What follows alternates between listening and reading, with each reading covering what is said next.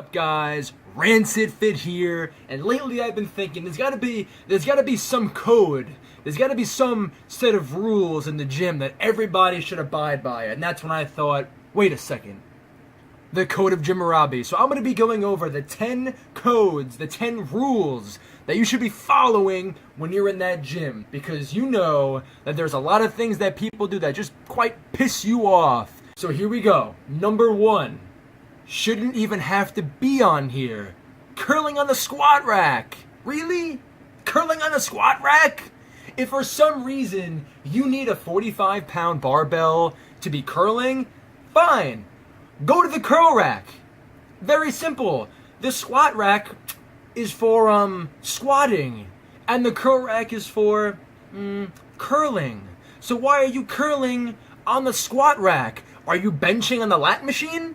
Because besides that being impossible, it sounds pretty fucking stupid. There's code number 1. No curling on the squat rack. With that, number 2. No squatting on the curl rack. Now naturally, you don't see this because no one does it, because us squatters, we know where to squat. We know where we belong, and that's on the squat rack. No curling on the squat rack was number 1. Number 2, no squatting on the curl rack. Very simple. Number 3. Re-rack your weights. What is the problem? See, there's this funny thing where, like, when you pick something up, if you put it back where it belongs, then everyone else can put things back where they belong, and everything stays nice and neat. But if I'm military pressing 90-pound dumbbells, and I stand up to put them down, and there's 5-pound dumbbells in my spot, well, I'm a little mad. Especially when I watch you do it right next to me. How dare you? Re-rack your weights.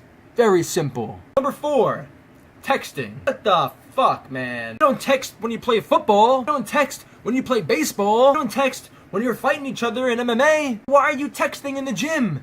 Don't text in the gym. And if you have to, for some reason, text or make a phone call, because, listen, we're all adults. We all have things going on. I understand. That's fine.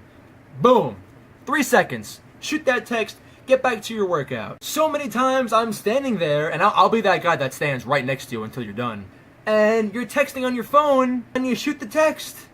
And 10 minutes later, you're still texting, and then you get up and leave without even doing a set. Why are you sitting there? Fuck! It blows my mind. Stop texting. The only reason why you should be on your phone is to change that song, to get you into the groove, to push out that set. Which brings me to number 5. Eye contact. Do not make eye contact with me while I work out, because I always look pretty pissed off when I work out, and I don't want you to think that I'm giving you a dirty look. And I don't want to think that you're giving me a dirty look, because then, you know, it makes a hostile environment, and this is a gym, not a fucking battlefield. Don't make eye contact with me. Focus on yourself, look at yourself in the mirror, and push through that workout, and things will be a lot smoother in the long run. Which brings me to number 6. Range of motion. Now, I understand, okay, that there's a lot of different ways to work out. And that's fine, you know. There are workouts where you have a half range of motion, a quarter range of motion, full range of motion. But I'm sorry, if you are trying to impress somebody and you put 6 plates on a fucking barbell to bench and you're going, what the fuck? Do appropriate weight. You ask anybody and they will all tell you that form is way more important than how much weight you're pushing. There are guys that tower above me in size, and I see them doing less weight on workouts. Why? Because their form is probably much better than mine. And I'm the scrub who's putting on all the weight and not doing it correctly. Focus on range of motion. But that brings me to number 7. Socializing. If you go to a gym for a long time, which everybody should, naturally you make friends. That's cool. Everyone does it. Human interaction, it's completely natural. And that's fine. And if I see you at the gym, I have no problem talking for a minute. But there are guys that I will see, and it's always 3. It comes in 3s. I don't know why it comes in 3s, it just does. But there's always these 3 guys who, first off, look like they've never touched a fucking dumbbell in their lives, and they'll make a Triforce around a machine, and they'll just talk. And I'm thinking to myself, I'm running on a pre-workout. Clock is ticking, boys. Get your ass off the machine and socialize outside. The gym is not for socializing. The gym is for working out. If you see a friend, give him a high five, tell him what's up, talk for a minute, and get back to your workout. Which brings me to number 8.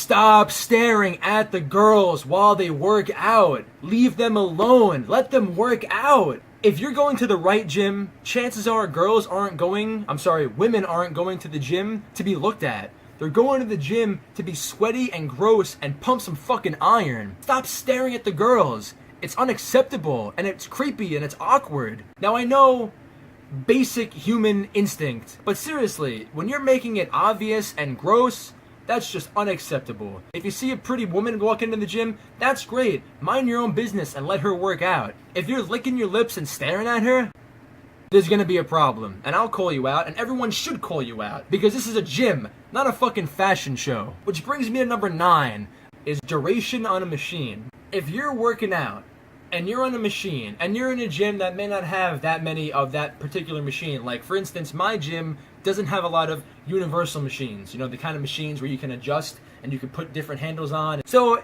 if I have to use it, I'll be nice. I'll ask you how many sets you have left, and if you've only been on for a few minutes, I'm not gonna bother you. I'll go do something else. But if 20 fucking minutes go by and I finish 6 sets of something and I come back and you're still fucking there, have some courtesy. Get the fuck off that machine. Bust out your sets. You should not be doing 50 sets of anything. I've only seen you do 1 set of something. Do your sets and get off. It makes the whole world go round. Nobody gets mad. Everyone finishes on time. It's a good day. Which brings me to the last and very final rule of the code of Gymmurabi. Don't curl on the goddamn squat rack. Get off.